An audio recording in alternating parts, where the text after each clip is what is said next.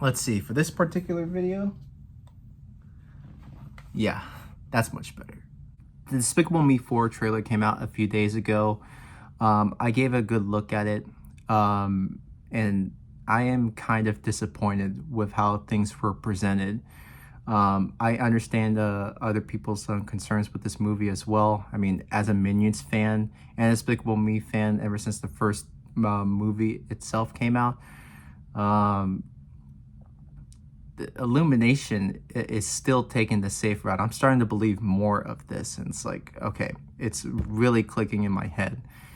Yeah, there isn't really much high stakes that Chris Meledandri wants to do with Gru and Lucy in it. Yeah, it's just a new villain after new villain. They don't want to bring back characters like Vector. I mean, it's understandable. Well, to some sort of extent, it's understandable because Vector's fate may be sealed. He's like farther away from Earth. I mean, if you guys watched the Moon short before Migration, you would know. But we're going to dive into this analysis that I came across. It's by this guy named Devalent, and he has the title, Despicable Me 4 is going to be bad. And I've got some interesting thoughts that I want to share. If you haven't already, please like and subscribe. We are closing in on 600 subs. Well, by the time of this recording, I'm like 1 sub away. So any support will do, and let's go.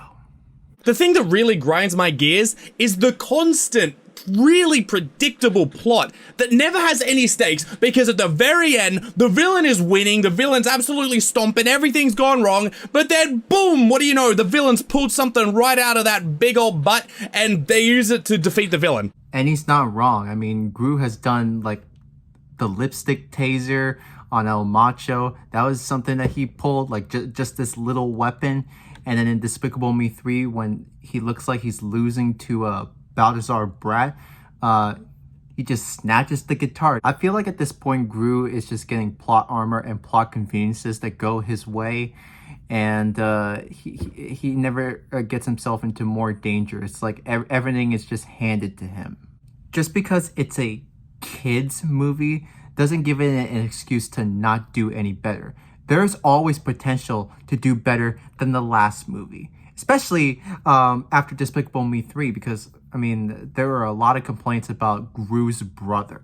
I'm not an Illumination aficionado. I don't know every movie. I don't know The Secret Life of Pets. I haven't seen Hop, but I've seen all the Despicable Me's. I've read up about the Minions: The Rise of Gru, which I didn't see because, again, I thought the plot would be extremely predictable, and spoilers, it was. And I've also seen the Mario movie, which I liked, but again, it falls into the same category that there's predictable stories. I mean, the Mario movie itself was a bit predictable. Yeah, this bad father trying to crush Mario's dreams of becoming someone special.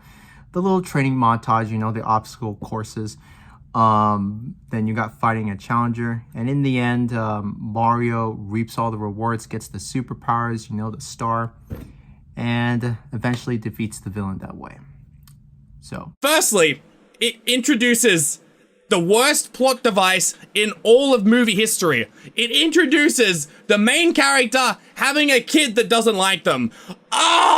If I had a nickel every time that happens, I wouldn't be that rich, but I'd be extremely freaking annoyed with all the money I have, because I hate it when they introduce a plot like that, because you know exactly how it's gonna go. The kid doesn't like them at the start. Something happens to the kid. The main character has to save the kid. The kid likes the main character. Or it could be just Gru Jr. just trying to copy Gru's attitude. But we don't know for sure. I mean, the trustworthy trope, yeah, it's been done so many times. You'll notice in every single Despicable Me movie, there is always a heist, and the heist always goes wrong. In the first one, it was Gru trying to get into Vector's place to, I think it was get the shrink ray or the moon? I think it was the shrink ray, but he can't get into Vector's place. I am saying this right now. They need to switch it up a bit. No more high stuff. They're not going to compare it to like Mission Impossible or Ocean's 11 or 13. I'm not sure if I got the number right, but I probably need to see that movie.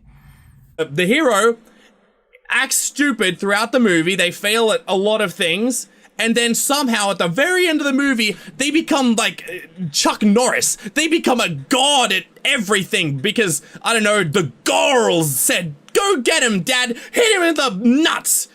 He just becomes a hero, and that's what this trailer is showing us again. The biggest example being with the skunk. In the previous movies, Gru has shown he is extremely capable at the very end of doing what needs to be done, of being like a super kung fu fighter. Man takes on Balthazar Brat, who's basically Michael Jackson combined with Jackie Chan. He takes on El Macho, the super mega wrestler supervillain. That just comes to show that Gru basically has no character development. It's just like up and down, like this and that. He just keeps on making more mistakes. Bruh. That was one of the best scenes in Despicable Me. Well, because Gru was a bit badass in that part. After he just like dodged all the missiles that were coming at him. He's like, boom, punched a shark. He punched my shark! I was a bit confused how he got himself like in an accident, getting that honey badger needle stuck onto himself. That I cannot believe it. Like Illumination is really messing him up, like screwing him up so bad. And it's always because something magically happens, or they magically have this thing, which was maybe mentioned once way earlier in the movie, that ends up saving the day. Boom, easy peasy, lickety split, barely a problem, super simple. Again, like I said before, the lipstick taser. Lipstick taser!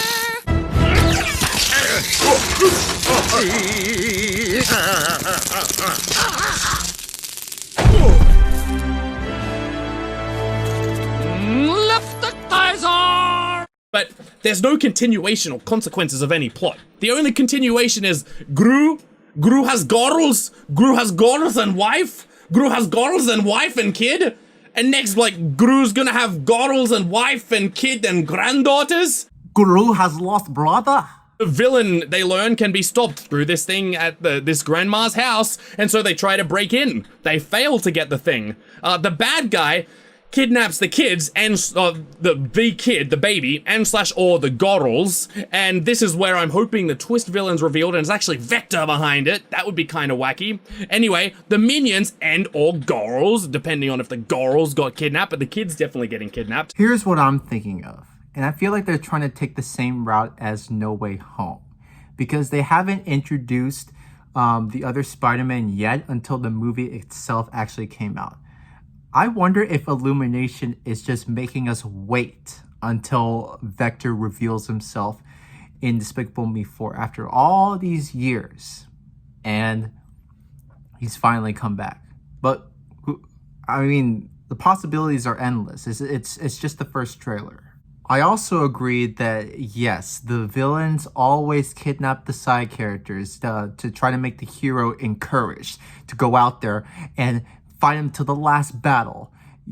We've seen that in Despicable Me 1. Vector kidnaps the girls. Despicable Me 2, El Macho kidnaps his girlfriend. Despicable Me 3, the Balthazar Brat kidnaps the girls. And then restrains Lucy into a closet. Let me know if I'm taking this too serious. I mean, comment down below.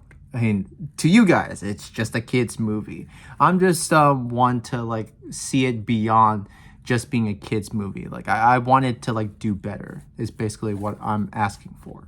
Something happens, the minions show up with the famous baseball player, and the famous baseball player knocks the guy in the face. Obviously it wouldn't be a famous baseball player, but I'm saying they're showing up with a magical plot device that will win the day, and the Gru saves him, the kid loves Gru all of a sudden, and everyone's happy until the next movie. That's my prediction for Despicable Me 4. Unless the stakes get really higher and the villain becomes more dangerous, that predictable plot may just happen again and again. I'm not sure when Despicable Me is going to stop making more movies, but it's not confirmed that the fourth film will be the final film.